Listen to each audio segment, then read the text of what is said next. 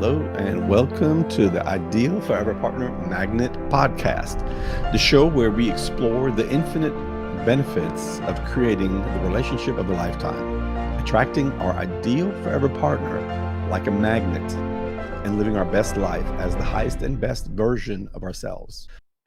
I'm your host, Arell Holloway. I'm the results coach, fitness expert, former real estate investor, and founder of UTAIY, Unveiling the Angel in You, and the World Impact Compound Movement. This podcast is for overachievers and romantics that never learned the art of love relationships. That was me. Anyone wanting to improve their relationships and receiving and having, as well as giving unconditional love. And the biggest impact I can make in someone's life is to teach them how to manifest their ideal forever partner. So with this podcast, I'm dedicating to help souls around the world wake up to who you really are and what you really want in life, helping you on your path of learning about unconditional love by creating significant epic relationships that generate happy memories. All right. Topic of the day: level up your meditation to reprogram your mind and create everything you ever wanted. Golden nugget: the purpose for meditation is to create a peaceful environment to upgrade the program you're running, also to remove everything that isn't working in your life, to accept what you want to manifest and flourish in your life, accept the truth, and take charge of your own mind and life. That is the actual purpose of meditation. Of course, there are a lot of other benefits that come along with that, but that is the actual purpose of creating a peace within your own realm and programming yourself to align yourself with exactly what your goals and dreams are. I expanded our meditation to affirmations and declarations. Let's start by distinguishing the common definition of meditation. Meditation, according to Merriam-Webster, is, as in contemplation, long or deep thinking about spiritual matters. An example is the busy executive devotes an hour a day to quiet meditation. Synonyms. I actually pulled the definition of that synonym because this is all within the realm of meditation. So the definitions of the synonyms of meditation are contemplation, long or deep thinking about spiritual matters. That's one of the synonyms. Deliberation, a careful weighing of the reasons for or against something. Study, a systematic search for the truth or facts about something. Again, another synonym for meditation. Introspection, examination of one's own thoughts and feelings. Trance, and there's several words in here that actually had the exact same meaning, and I'm actually going to pull them up real quick. It's reverie, trance, daydreaming is what they claimed. The definition of those three I just mentioned are the state of being lost in thought. That's trance, reverie, and daydreaming. Muse is another synonym. A person who writes poetry, also could be considered an artist at work. Retrospection, a usual critical look at past events. Rumination, long or deep thinking about spiritual matters. Reflection, an image given back by a reflecting surface, like a mirror. Cogitation, something imagined or pictured in the mind. Musing, given to or marked by long, quiet thinking. Pondering, long or deep thinking about spiritual matters. If someone knocked on your door unannounced, wanting to speak with you, and a friend answered the door for you, telling them you're occupied, and their reply is, "Can you be disturbed?" And their reply being, he's in the process of being in a careful weighing of the reasons for or against something, as well as long or deep thinking about spiritual matters. He's also systematically searching for the truth or facts about something. He's examining his own thoughts and feelings. He's also in the state of being lost in his thoughts. He's being a person who writes poetry that can also be considered an artist at work. He's usually critical, looking at a past event. He is an image given back by reflecting surface. He's also imagining or picturing in his mind. I listed these definitions, and I think you guys are getting what I was doing, but I wanted to put it like this because we naturally don't value, or we're not taught to value meditation very much. But everything that revolves around meditation has all these powerful implications that make absolutely no sense to not take serious and value the meditation itself, finally given to or marked by long, quiet thinking. Do you imagine that person knocking on your door is willing to interrupt you during all of this after they found out what you're actually doing? Would you interrupt someone in this midst? Suddenly, meditation is taking on a much greater role that we previously believed, wouldn't you say? In this space, we're not just thinking about problems and solutions. Here, we are actually being with the idea what we might have been thinking about before. Meditation is a much deeper level of communication with ourselves. What does ourselves consist of, though? Ourselves consists of our body, our mind, and our soul or spirit. We're not one. We are all three together. When we are not all three together, then we are not of one mind. We are fragmented and living our lives in this manner, sometimes for years upon years without even realizing it. What else does meditation serve?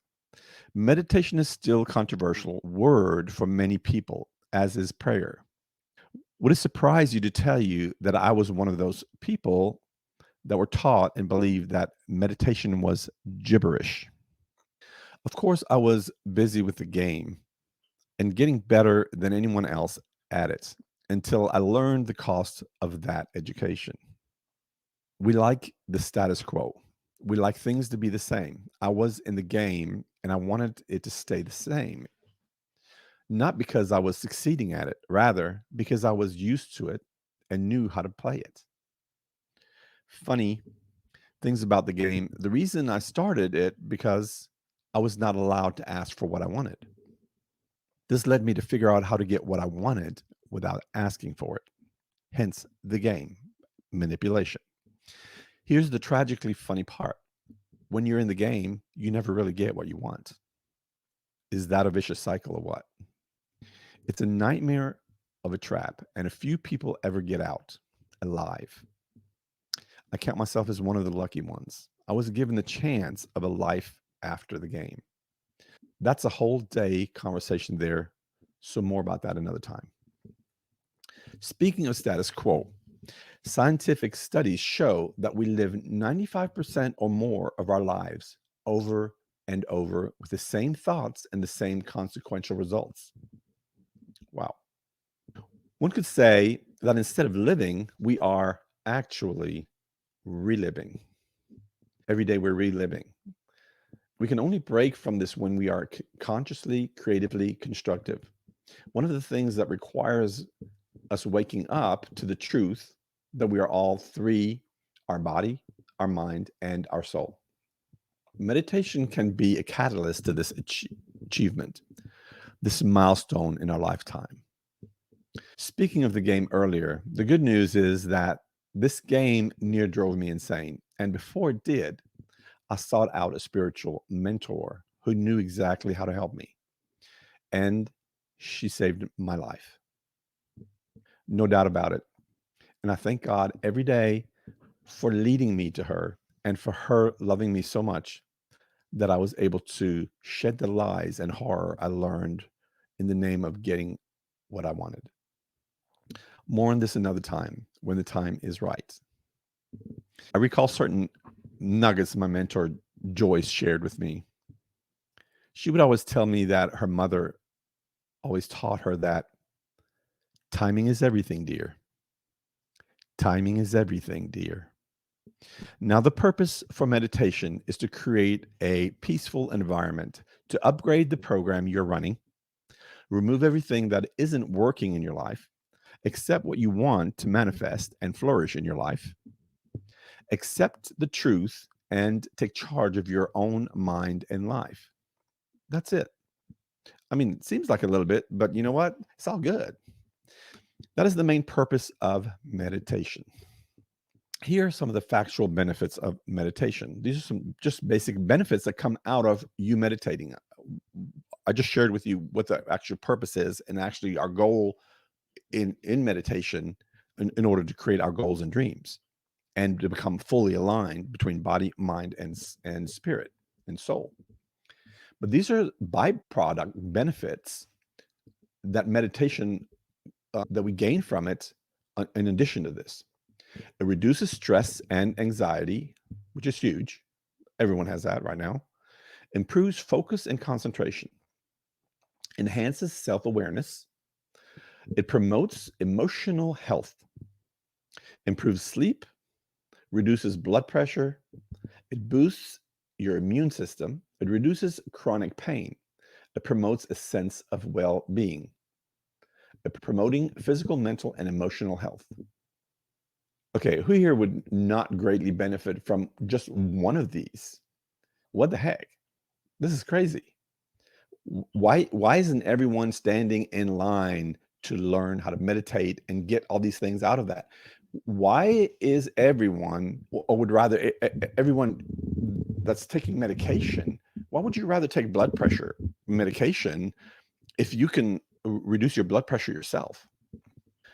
And of course, I'm not a doctor. I'm not telling you that this is going to solve your blood pressure problem. And it may be greater than this one thing. But if you're not doing this, is it going to hurt you? I mean, is it going to hurt? Is it going to make it worse, or could it make it better? Anything that could make it better. If I have high blood pressure, anything that's going to make it better, I'm gonna try. Enough then. Stop resisting it and incorporate meditation into your life. There's really no reason or excuse to do it anymore, other than that you still believe that it's hokum or gibberish. And the truth is, hey, that's just not the truth. So let's get with it. Shed the lie that you learn to believe that meditation is hokum or whatever negative idea about it that you learned. It's time to accept the truth. Meditation is excellent for all of us. Why? Because this is a powerful tool that works. And if you're resisting what works, then how are you achieving your goals? How hard are you having to work to achieve your goals if you're not using meditation and the space in meditation to reprogram your mind? Write in the chat, I do what works. If everyone that can hear this is not comfortable with writing, I do what works, then we might need to sit down and have a talk about whatever that is, because there's no reason to ever do anything that doesn't work. Leveling up our meditation is about getting more focused during the powerful creation process. It's about planning your meditation into your daily routine.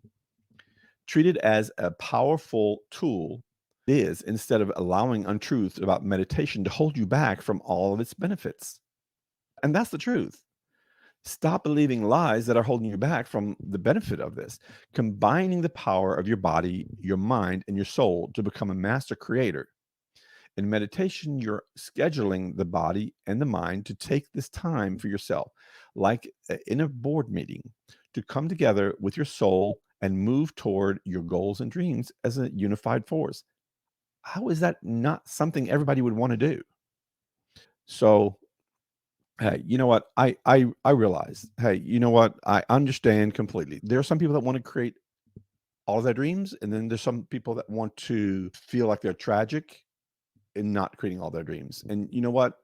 And if that's you, then I want that for you. If that's what you want, then I want that for you. But I'm talking to the people that want to change their lives and actually make a difference in order to live their best life. Getting in sync with your intuition, which can guide you on your path to creating everything you ever wanted. Holding yourself and creating accountability to get everything completed that you are or set out to require for accomplishing your goals and dreams. Tossing away myths that would have you believe the meditation, affirmation, and declarations are valueless and even hokum. I love that word. It's funny. I'm not sure if a lot of you know, but I was born and raised in Germany. There weren't words, even when I learned English, there was no word like hokum. That was just not something that was used. Surrounding yourself with others that support you manifesting your goals and dreams is also very important. Seeking out mentors and others who can look you can look up to and for advice and guidance from, because they have walked the path you're on and can guide you wisely. And finally, responsibility. And if you're like me, responsibility was a dirty word. Okay. I learned it was a dirty word because we couldn't have any problems in my family. So responsibility was like owning up to having a problem. So you don't have to be responsible if you don't have any problems. If you're perfect, you don't need to have to be responsible because you're already perfect. So, of course, obviously I wasn't perfect, but in my parents' mind, I had to pretend to be. Responsibility, all this means is responding to your ability. Responsibility is a French word, and all it really means is responding to your ability. And what that means is just doing your best. It's not being perfect. It's not doing what other people expect of you. It's just doing your best. No one can ever ask you to do more than your best. The better you get at this, the better and the more you can create. I'm going to do what works right now and relax myself into a state of peace and creation, and meditate and do my affirmations and declarations. And I'm inviting you to do them with me. If you've enjoyed today's episode, please rate, review, and subscribe to the Ideal Forever Partner Magnet podcast. Your support helps us reach more souls in search of their unconditional true love. Check us out everywhere podcasts. Remember, you have the power to create heaven on earth through unconditional love. This is your life, no one else's. Grasp the courage to strive for the highest and best version of you